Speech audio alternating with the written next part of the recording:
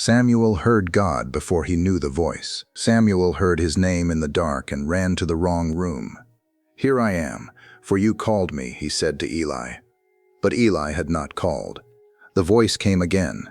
Samuel rose again. His footsteps crossed the sanctuary, and once more he stood beside the priest whose voice he already knew. "I did not call, my son. Lie down again." 1 Samuel 3 does not begin with a boy who instantly recognizes a divine experience.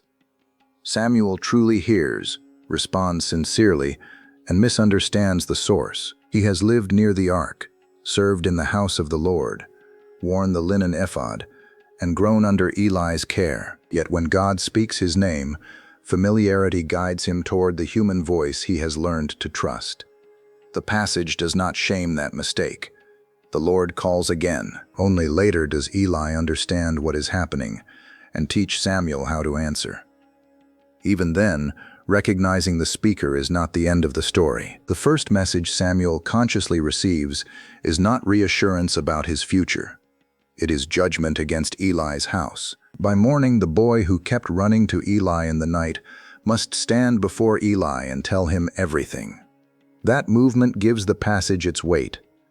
Samuel must learn more than how to identify a voice. He must learn what it means to stand beneath a word he did not create, receive a message he would not have chosen, and speak the truth when affection and fear make silence easier. Samuel heard God before he knew the voice. The night would teach him that recognition carries responsibility. The word became rare, while worship continued. 1 Samuel 3 opens with a sentence that describes the spiritual condition of the time. The word of the Lord was rare in those days. There was no frequent vision. Shiloh had not closed. Sacrifices were still offered. Priests still held office. Families still came to worship. The lamp was tended, the ark remained in the sanctuary, and the routines of religious life continued. Yet the word of the Lord was rare. The previous chapter prevents us from treating that rarity as an unexplained mood hanging over Israel. Eli's sons, Hophni and Phinehas, treated the Lord's offering with contempt. They took what they wanted from the sacrifices and used priestly position for their own appetite. The text also connects them with sexual wrongdoing involving women who served at the entrance of the tent of meeting. Their corruption was not occurring outside Israel's worship. It was being carried through men entrusted with holy responsibility. Eli heard what his sons were doing and rebuked them. But his words did not restrain the abuse. A man of God had already announced judgment against Eli's house, accusing him of honoring his sons above the Lord. The sanctuary therefore remained active, while the priestly household stood under a word it had not adequately answered. Then the narrative places Samuel inside that house. The boy Samuel was ministering to the Lord in the presence of Eli. He is not introduced as a reformer who already understands the condition of Israel. He is a young servant carrying out ordinary duties. 1 Samuel has already been setting him beside Eli's sons. While they treated worship as a means of taking, Samuel ministered before the Lord. While they grew more corrupt, Samuel grew in stature and in favor with the Lord and also with man. The contrast is not presented as Samuel's achievement. It is evidence that God is quietly preparing a different future in the same place where the old order is failing.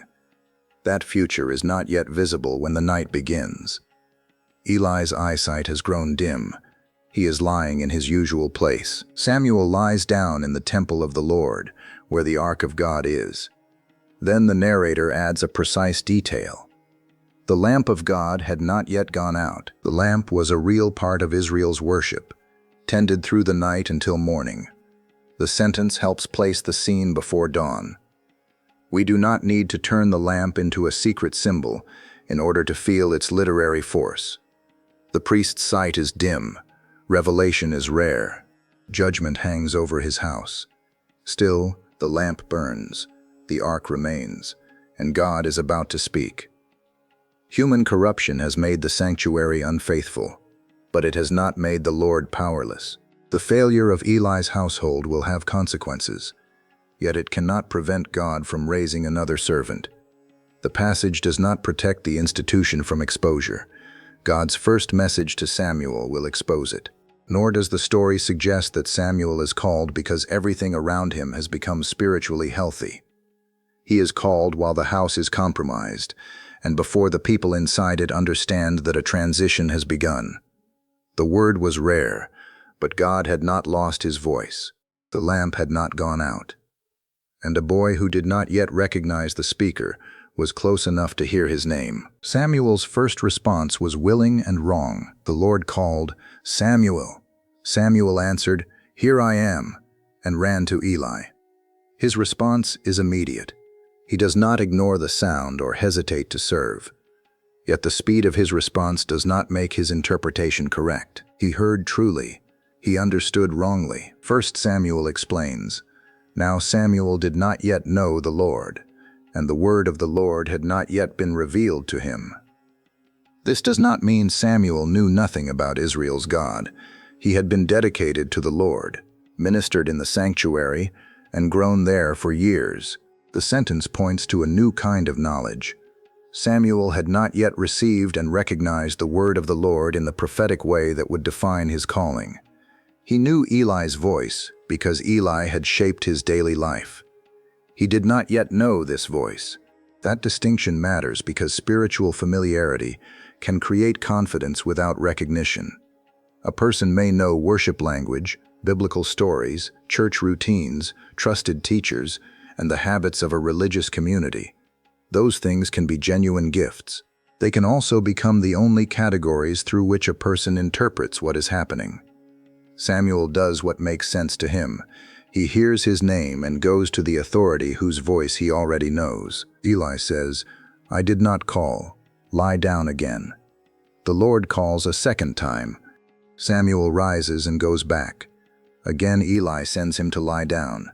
The scene repeats a third time before Eli perceives that the Lord is calling the boy. That repetition shows patience without turning the passage into a method for obtaining private messages.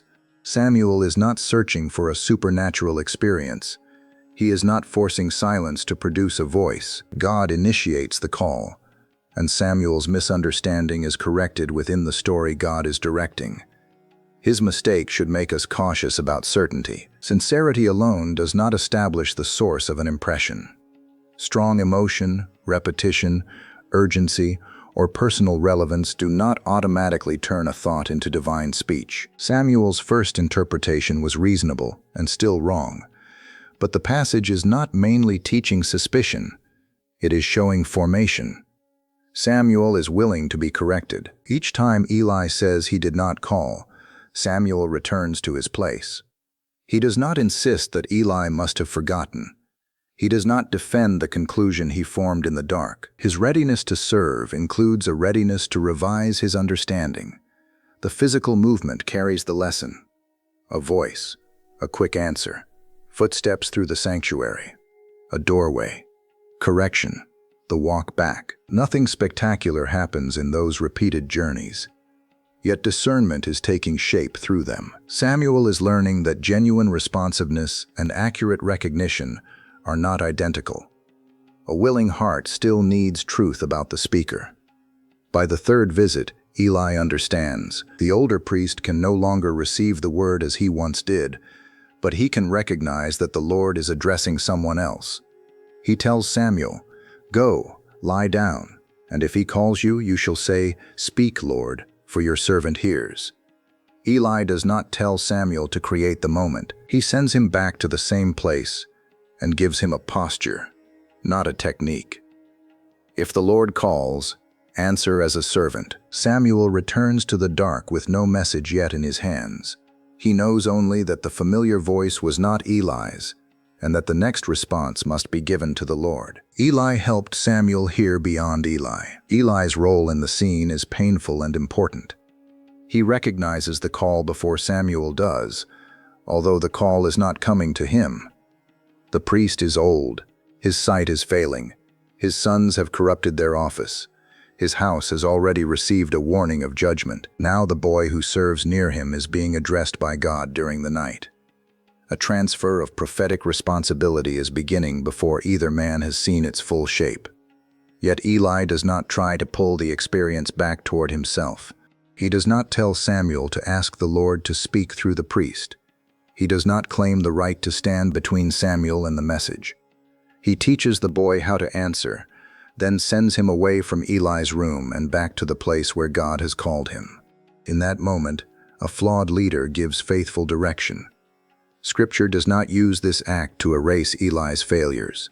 He had known about his sons and had not restrained them. One accurate piece of counsel cannot repair years of compromised leadership. At the same time, his failure does not make every sentence he speaks false. The passage is mature enough to hold both realities. Eli can recognize the Lord's call. Eli can help Samuel respond. Eli's own house can still stand under judgment. That complexity protects the story from two easy readings. One would excuse Eli because he helped Samuel. The other would treat him as incapable of any truthful action because of his failures. 1 Samuel does neither. It lets his guidance serve the call without letting the guidance cancel accountability. Samuel also has to move beyond the voice that trained him. Eli has been the human authority nearest to him. The boy's first instinct was to run toward that authority whenever he heard his name. But Eli's best service in this scene is to teach Samuel that the Lord's voice is not the same as Eli's voice. The distinction will soon become costly. The message Samuel receives will concern Eli himself. If Samuel cannot separate loyalty to God from dependence on Eli's approval, he will not be able to speak it faithfully. This is why Eli's instruction is more than practical help. He directs Samuel beyond the priest's own authority. "Speak, Lord, for your servant hears." The sentence places the speaker and the servant in their proper order. Eli does not own the call. Samuel does not own the call. The Lord speaks, and the servant receives. For Christians, this story cannot be copied as a technique for making private impressions equal to Scripture. Samuel's prophetic call belongs to a particular moment in Israel's history. We read it now within the completed witness that centers God's revelation in His Son and gives the church the written scriptures as the authoritative measure of teaching and obedience. That means no leader, inward impression, dream, or claimed message has the right to revise what God has revealed, excuse sin, or command another person's conscience with borrowed divine authority. Eli's role is instructive precisely because he does not make himself the final voice. He helps Samuel listen beyond him. Samuel returns to his place. The next call will not merely identify the speaker. It will reveal whether Samuel is ready to hear what the speaker chooses to say. Samuel became a servant before he knew the message. Samuel lies down again. Then the narrative becomes more vivid. The Lord came and stood, calling as at other times, "Samuel, Samuel." The repeated name marks the seriousness of the moment. The Lord is not giving Samuel a vague religious feeling. He is addressing him personally within a call that will be confirmed by what follows. Samuel answers, "Speak, for your servant hears." He still does not know the content. That is the turning point. Samuel identifies himself as a servant before he learns whether the word will comfort or disturb him. His answer does not negotiate. It does not ask what benefit the message will bring or whether it concerns his future. He places himself under the right of God to speak. Listening in this passage is therefore more than recognizing a sound. It is yielded attention. The hearer accepts that the speaker determines the message. That truth confronts a common way of imagining divine guidance. We often approach the idea of hearing God because we want certainty about the unknown. Which path to take, what outcome to expect, how a relationship will develop, whether an opportunity will succeed. Those questions may be sincere. Samuel's call begins somewhere deeper. Before he receives direction about his life, he receives a word that exposes the life of the house around him. Before he learns what public role he will have, he must hear what God has already judged. Before the experience becomes meaningful to Samuel personally, it becomes costly relationally.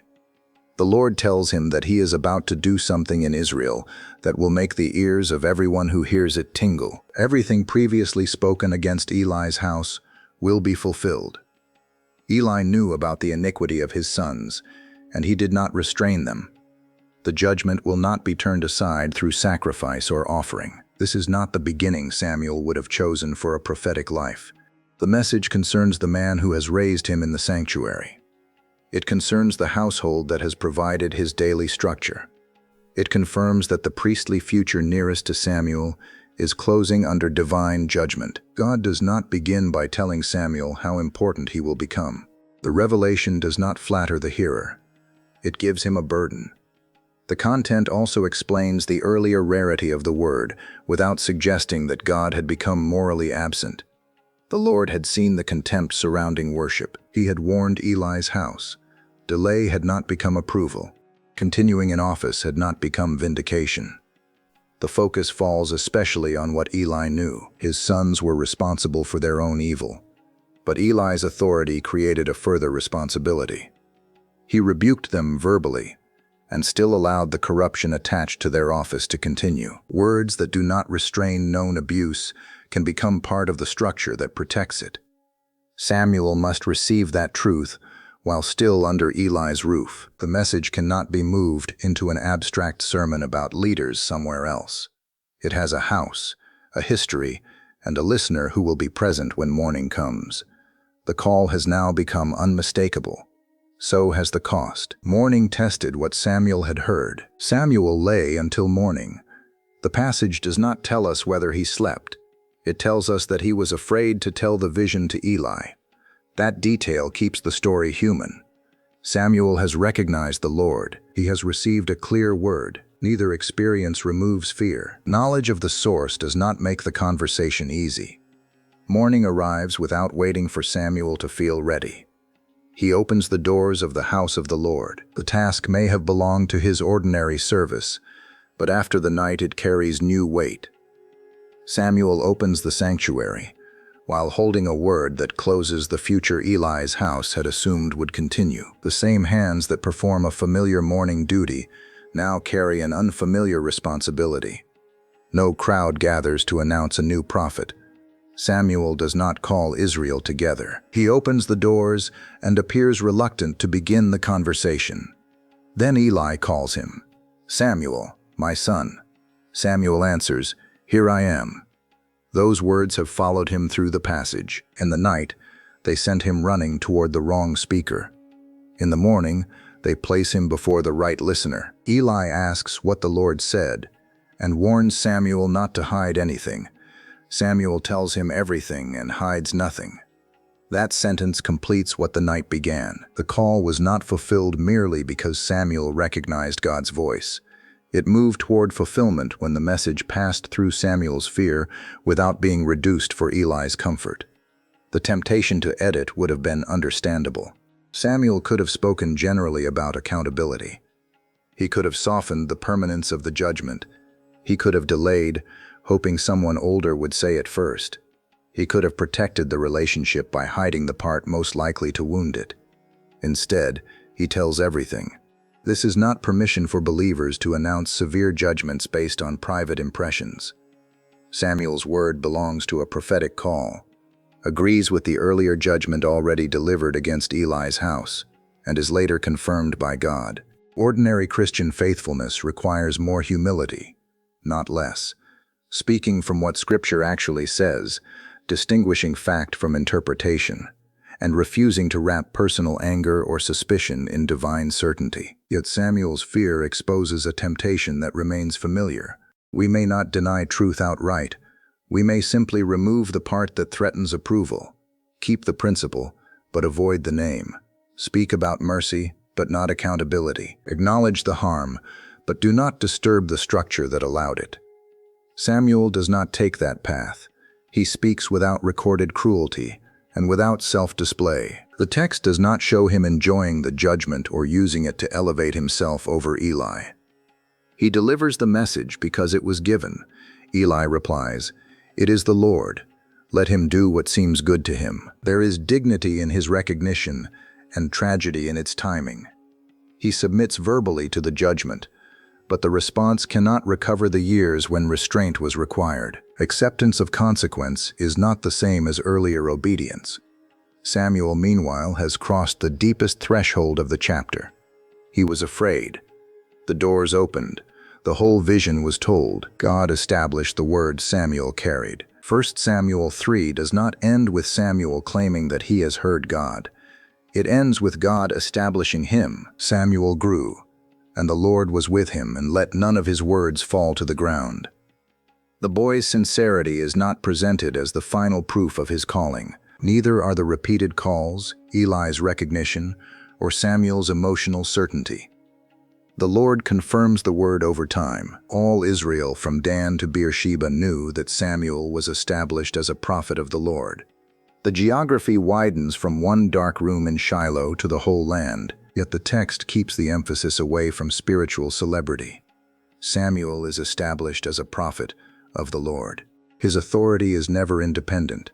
The Lord is with him, and the Lord gives weight to the words entrusted to him.